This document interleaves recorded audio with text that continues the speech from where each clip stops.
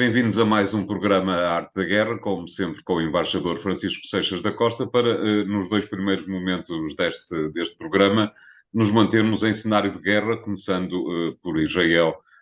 Como é que tem visto o desenvolvimento no terreno daquilo que parece ser, e não há certeza disso, uma abordagem mais musculada de Israel à faixa de Gaza, sem que aparentemente seja ainda a abordagem mais definitiva?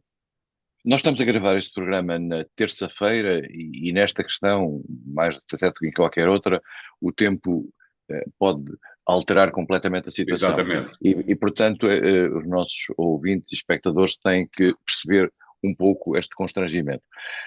No momento em que estamos, Israel terá dado sinais de que se sente, digamos, de mãos livres no sentido de atuar na faixa de Gaza, e quer o primeiro-ministro Netanyahu, quer o ministro da Defesa, quer os comandantes militares, dão sinais de uma disposição para manterem, para fazerem uma ação na faixa de Gaza que, na sua perspectiva, se destina, digamos, a fazer desaparecer o Hamas, que é, vale a pena relembrá-lo, a força política que controla a faixa de Gaza politicamente e que tem a sua dimensão militar essa que foi, digamos, responsável pelo ataque no dia 7 de outubro, que matou cerca de 1.400 pessoas no território de Israel e que raptou para dentro de Gaza cerca de 220 pessoas, não se sabe exatamente o número certo, que são hoje utilizados por esse grupo, pelo Hamas, como uma espécie de moeda de troca que pretende, digamos, a libertação de prisioneiros palestinos que existem em Israel, 6.000 são aqueles que o Hamas quer, e dentre esses prisioneiros, e entre esses reféns, vale a pena dizê-los, há muitos estrangeiros, o que faz com que a linguagem relativamente a Israel e em relação à Palestina, etc., por parte dos países que têm ali os seus nacionais, seja diferenciada em função até da dimensão disso. Os É de Estados qualquer Unidos maneira uma moeda de troca que está a funcionar. é uma moeda de troca antiga entre Israel e o Exatamente. Hamas. Normalmente o Hamas raptava soldados israelitas e fazia-os trocar por soldados, digamos assim, pode dizer, do grupo Hamas.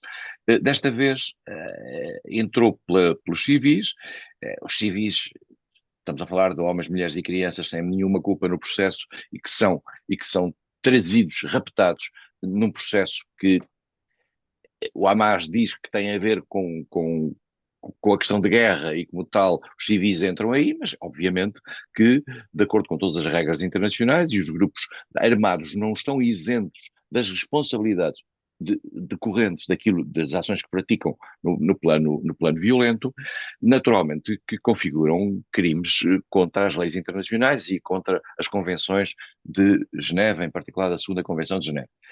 E, portanto, estamos aqui num terreno complicado.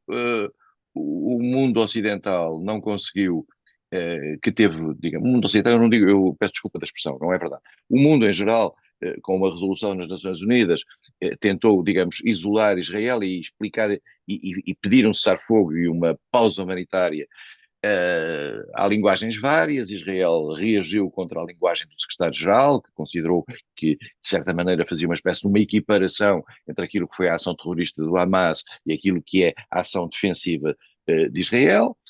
A maioria do mundo, a maioria clara do mundo, diz que Israel tem todo o direito a uma ação autodefensiva, mas não deve respeitar nessa ação autodefensiva as leis humanitárias, o direito internacional humanitário, e deve, em particular, ter em conta a situação dos civis que estão naquela região. Estamos a falar de uma região de Gaza, 2.300.000 pessoas, que Israel quis que passassem para o sul de Gaza, e nós temos que perceber que essa própria pressão é contrária ao direito internacional. Portanto, estamos aqui num terreno, digamos, cinzento, mas um terreno em que Israel, aliás, um pouco na prática, na luz da sua prática de não cumprir as resoluções das Nações Unidas, digamos, infringe. Há um mundo que gosta e que acha que Israel tem toda a razão do mundo, há outro mundo que acha que Israel devia ser obrigado a cumprir as regras que a todo o mundo incumbem. Os Estados Unidos são, como se viu, o grande protetor de Israel. mandam mensagens que eu diria um pouco piedosas, no sentido de evitar a morte de civis. A verdade é que houve 1.400 civis, como eu já referi, em Israel, já estamos em 8.700 na faixa de Gaza, dos quais uma parte muito significativa de crianças.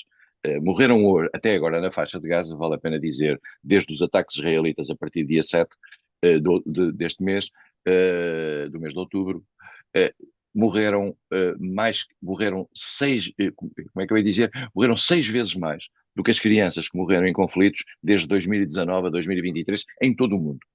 Portanto, estamos a falar de uma situação que é uma catástrofe sob esse ponto de vista. É também uma catástrofe humanitária e as Nações Unidas não têm conseguido, digamos, fazer a entrada de ajuda humanitária.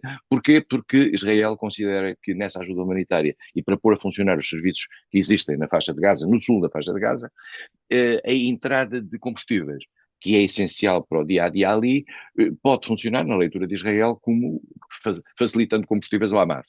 Estamos aqui numa leitura entre o menor dos males.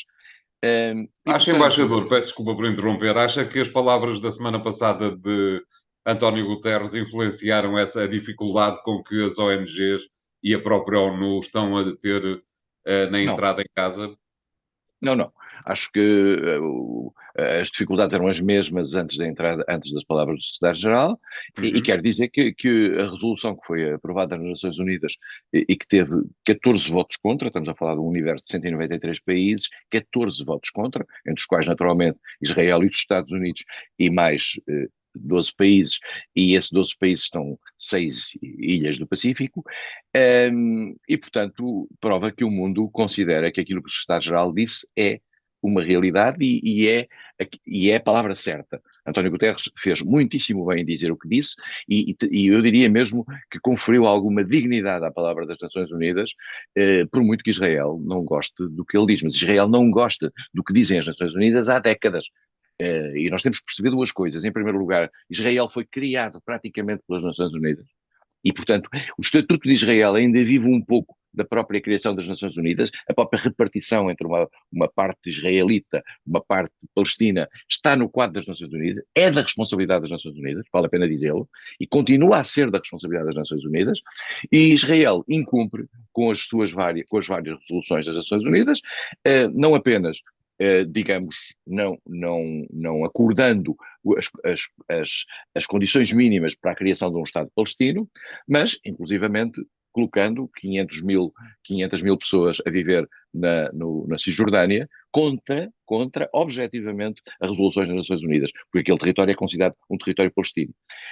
Por outro lado, Israel também ocupou Jerusalém Oriental e parte de Jerusalém Oriental, que é considerada pela lei internacional uma parte de Palestina e é considerada uma cidade que não é capital de Israel, de acordo com a lei internacional. Eu sei que para as pessoas que gostam de Israel, Israel não tem que cumprir leis. Já aconteceu isso no passado com a África do Sul, que também não tinha que cumprir leis. Israel não tem que cumprir leis para aqueles que acreditam na bondade do projeto israelita. Para aqueles que acreditam que os direitos de Israel não podem suplantar os direitos dos palestinos, isto é, que têm igual dignidade no plano internacional, a situação atual é uma situação que configura um infringimento por parte de Israel da lei internacional. Claro. Obrigado, embaixador. Vamos fazer aqui o primeiro intervalo do programa de hoje. Voltamos já de seguida com o segundo tema. E até lá.